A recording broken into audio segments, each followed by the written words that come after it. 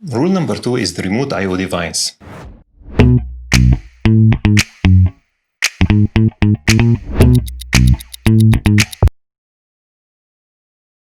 M221 is having a good hardware features, as we discussed earlier, like the rack expanders and the fast connect interfaces. And considering these, along with the hybrid PLC remote I/O's operation, this makes the solution is very convenient, like what we see at this site. Filtration system here are having standalone mode for service and backwashing in case of network failure or for any maintenance purpose. So the primary mode is remote I/O device transferring inputs and receiving commands from the master PLC. How do we achieve this? Simply two PLC routines and switching between them through panel selector. And I'm always receiving the question, why not the SCADA is controlling this mode? The answer is simple, as I said earlier, in case of network failure. That's why we are relying on physical input selector on the panel. But the real concern or the question should be, when and where I can use this technique? The answer is, this is a cost-effective solution that works and will work for years without failure. But you have to consider three major points. Don't use it in critical processes. Don't use it in processes that having safety concern like high pressure or temperature or even chemicals. It is recommended not to use it in high density I/O's location, and it is better not to use it in single point of failure system. I think we reached 4 points. Sorry, this is the normal aging mistakes. So the best option is to utilize those small compact PLCs in parallel systems as we see together, so failure of one system will not affect or result in shutdown of the whole process.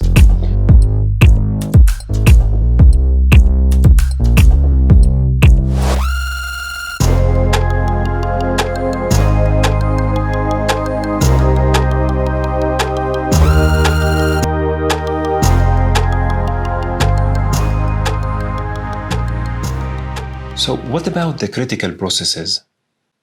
In those critical situations, we must use performance I/O system and consider the network design through deterministic tested validated architecture, which like the type test assembly of the MCCs. That's why I'm always saying automation system design is same as the MCC design, where you have a range of options depending on your budget, starting from Form 1 without separation, going to Form 2 with busbar separation, and then Form 3 where we have the function unit or the starter separated, up to Form 4B where we have the separation even between the terminal blocks of each and every function unit or starter. Please drop me a comment if you're interested in a video about the MCC's types and separation and form separation, so we can arrange a factory visit. And just as a quick view, this is the performance I/Os, the X80 from Schneider, how it looks, and this is the same which we are using in the core or the center of this plant. And just to make it simple, till we reach the stage of automation networks and protocols, what is the deterministic communications mentioned earlier? Simply, Ethernet by its nature is a broadcast protocol.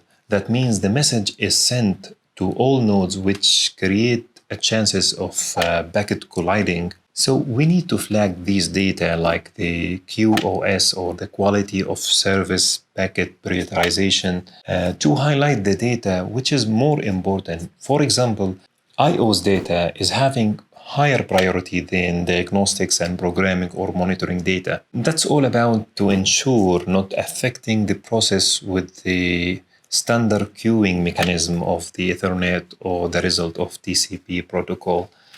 The performance I/O system is trying to reach or mimic the rack I/O's performance, as we can calculate the ART, the application response time, and having timestamp at source, which is crucial in critical processes to be able to generate a proper sequence of events and identify the root cause of the failure.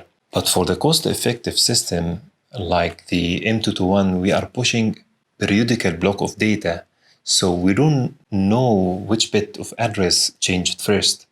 While in the performance IOs, we have synchronization in the network with the PLC scans and tasks, which almost eliminate the data colliding. And we would have a separate video about Modbus TCP, Ethernet IP, and Profinet to explain the protocol construction in details and data management mechanism with managed switch, virtual LANs, and many other topics. Just to feel the added value of those things practically, when I was at early stage of my career, I had a project with the Schneider Hot Standby Quantum and three CPUs of premium. Just a second, as those two gentlemen are obsolete and probably you'll never see them again in the projects. Hold on, yes.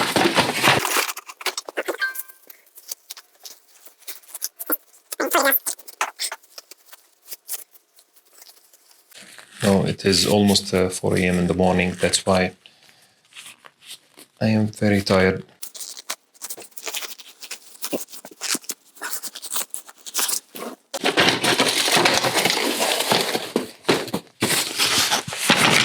I think maybe this is the latest premium PLC in this planet. Okay. Yeah, it's okay. That's my machine. Yes.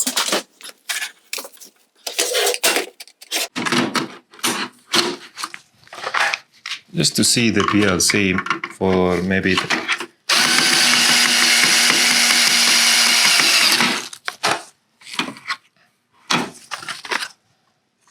and this is the CPU here.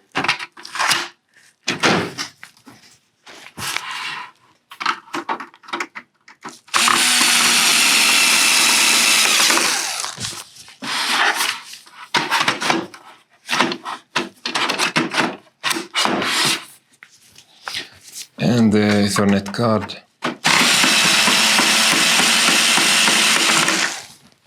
So this is the premium PLC, and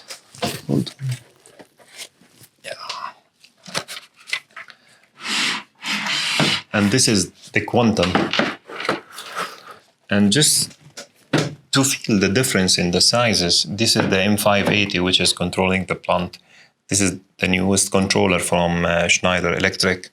And this is the premium, which is already obsolete like 6-7 years back. I think so. The Quantum, which is obsolete already as well since I think almost 4 years now. And this is the new PLC. And here is our M221 and the performance IOs, the X80.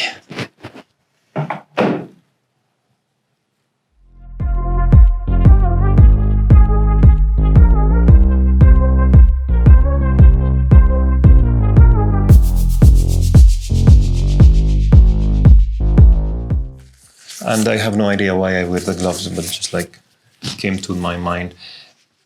So back to the point, I have the hot standby. I was giving examples about the effect of not considering the network or the automation and the problem I have faced in the previous or early stage of my career. I was having the hot standby Quantum with the 3 CPU of premium and 6 Schneider STP distributed IOs plus 49 TPUX RTUs connected through bus of unmanaged switches. Simply, why no managed switches? As I don't know there is added value for these switches or the managed things. And this Quantum is connected to Wonderware Orchestra 3.1, I think, SCADA.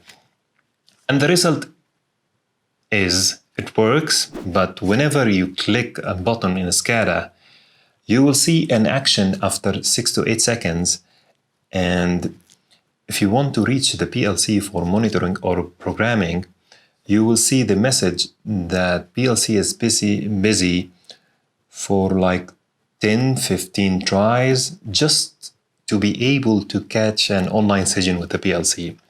Another example, site with S7-300 CPU is 315, and I was using the built-in Profinet port handling 13 distributed IOs with tons of Modbus data from intelligent motor starters. And the system again is connected to Wonderware SCADA. And the CPU was almost full.